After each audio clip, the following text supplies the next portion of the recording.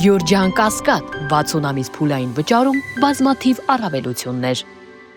Հայաստանի Հանրապետության Պաշտպանության նախարարությունը 31 միլիոն դրամ է ծախսել ներկայացուցչական արարողակարգային ծառայությունների նպատակով, այս մասին փաստինֆոն տեղեկանում է պաշտոնական բաց աղբյուրներից։ Մասնավորապես պայմանագրեր են կնքվել Ջիջիլ Բիզնես, Black Motor,